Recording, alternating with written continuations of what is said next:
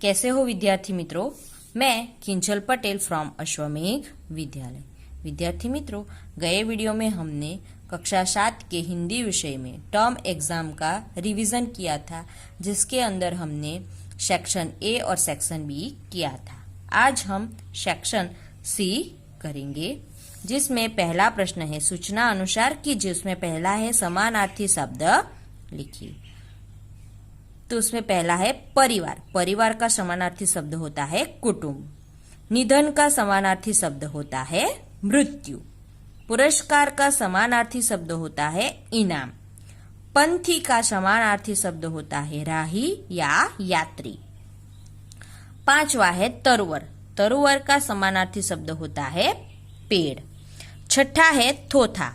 थोथा का समानार्थी शब्द होता है कचरा। सातवां है भस्म। भस्म का समानार्थी शब्द होता है राख। आठवां है उत्कृष्ट। उत्कृष्ट का समानार्थी शब्द होता है श्रेष्ठ। आगे है विरुद्धार्थी शब्द लिखिए। उसमें पहला है शांति। शांति का विरुद्धार्थी शब्द होता है अशांति। जीवन का विरुद्धार्थी शब्द होता है मृत्यु। शिक्षित का विरुद्धार्थी शब्द होता है अशिक्षित। अनुकूल का विरुद्धार्थी शब्द होता है प्रतिकूल। गरीब का विरुद्धार्थी शब्द होता है अमीर। प्रेम का विरुद्धार्थी शब्द होता है घृणा। मृत्यु का समानार्थी शब्द होता है जीवित। दूर का विरुद्धार्थी शब्द होता है नजदीक या पास। आगे का प्रश्न है नीचे दिए गए शब्दों को शब्दकोश के क्रम में लिखिए। पहला है उसमें सुंदर, वापस, वफादार, इसलिए, आश्चर्य और लुटेरा। इन शब्दों को हमें शब्दकोश के क्रम में लिखना है।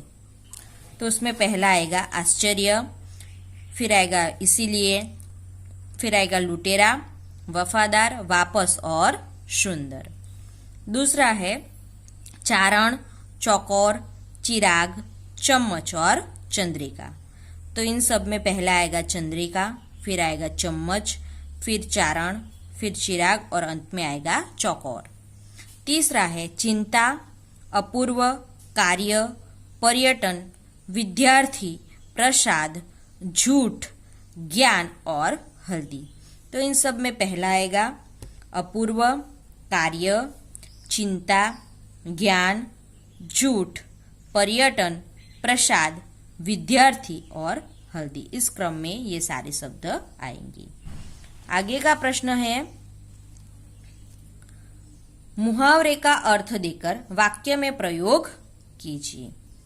तो उसमें पहला है हिल मिलकर चलना, यानी कि सहयोग करना। वाक्य बनेगा इससे सबसे हिल मिलकर चलने में ही समझदारी है। दूसरा है लोहा भस्म हो जाना। तो उसका अर्थ होता है कठिन चीज का नाश हो जाना। वाक्य बनेगा जब आग में लोहा भी भस्म हो जाता है तो यह लकड़ी क्यों नहीं हो सकती। ये इसका वाक्य बनेगा। आगे है नीचे दिए गए शब्दों का लिंग परिवर्तन कीजिए। तो उसमें पहला है आदमी। आदमी का ये पुल्लिंग है, तो उसका हमें स्त्रीलिंग करना है। तो क्या आएगा आदमी का औरत। बालक, बालक ये भी पुल्लिंग शब्द है, तो उसका स्त्रीलिंग क्या होगा बालिका। अध्यापक, तो उसका अध्यापिका। साधु, तो उसका क्या होगा साध्वी। और नर, तो उसका स्त्रीलिंग होगा नारी। इस प्रकार हमें लिंग परिवर्तन करना है। अब हम आगे का प्रश्न देखेंगे। वचन परिवर्तन करके वाक्य फिर से लिखिए। उसमें पहला है लड़का पानी पीता है। तो इसका हमें वाक्य परिवर्तन करना है। लड़का का हमें वचन परिवर्तन करना है। ये एक वचन है, तो उसका हमें क्या करना है बहुवचन में इस शब्द को हमें रूपांतरित करना है। लड़का का बहुवचन क्या होगा लड़के, बराबर है। तो वाक्य क्या बनेगा लड़के पानी पीते हैं। यहाँ पर क्या है लड़का पानी पीता है, क्योंकि एक ही है। यहाँ पर क्या है लड़के, लड़का का लड़के हो गया। इसके लिए यहाँ पर पीछे वाक्य में भी परिवर्तन आएगा कि लड़के पानी पीते हैं। पीता की जगह क्या आएगा पीते हैं। बराबर है। दूसरा है किताब सुंदर है। तो किताब का जो अंडरलाइन किया गया है उसका हमें परिवर्तन करना है। किताब का क्या करना है, किताबें करना है, उसे बहुवचन में परिवर्तित करना है, तो उसका क्या होगा, किताबें होगा। तो क्या वाक्य बनेगा, किताबें सुंदर हैं। यहाँ पर बहुवचन में जब हम लिखते हैं तो यहाँ पर है, अंत में जो है आता है उसके ऊपर क्या आती है, बिंदी आती है, और एक वचन में बिंदी नहीं आती है। तो ये आपको खास ध्यान में रखना है। तीसरा है वह जाता है। तो यहाँ पर क्या आएगा, वह की जगह क्या आएगा, वे आएगा। क्या आएगा, वे जाते हैं। यहाँ पर जाता है तो उसका भी परिवर्तन हो जाएगा जाते।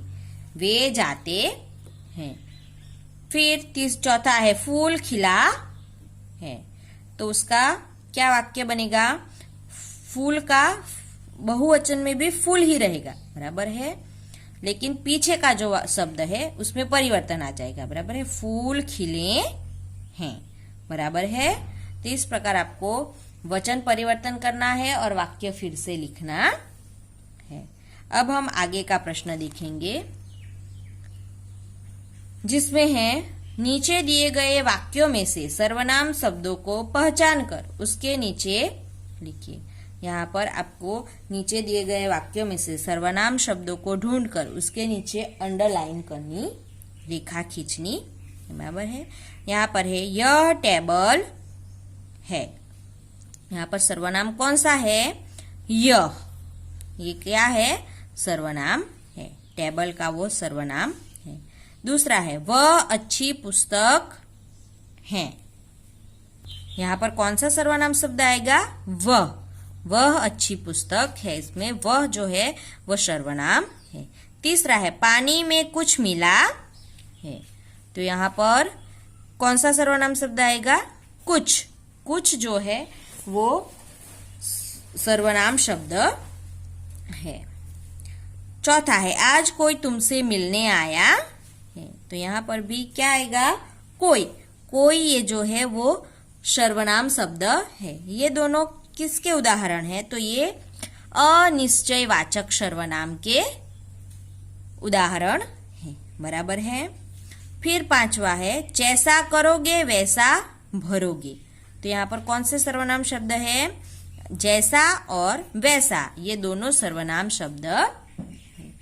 और यह क्या बताते हैं, एक दूसरे का संबंध बताते हैं। इसके लिए इसको क्या कहते हैं, संबंधवाचक सर्वनाम कहते हैं। बराबर है, सर्वनाम। बराबर है।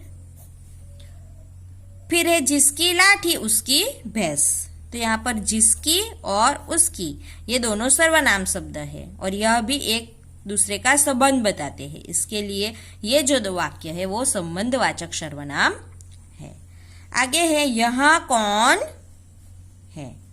तो यहाँ पर कौन जो है वो सर्वनाम शब्द और ये किसका उदाहरण है, तो ये प्रश्नवाचक सर्वनाम का उदाहरण है। ठीक है। तो यहाँ पर ये आपको जो सर्वनाम है वो आपको पहचानने हैं और आपको लिखने हैं। बराबर है। तो यहाँ पर ये हमारा जो सेक्शन सी है वो खत्म होता है, समाप्त होता है। तो इसे देखकर आपको बराबर से परीक्षा की तैयारी करनी है। नेक्स्ट वीडियो के अंदर हम आगे का सेक्शन करेंगे। Thank you.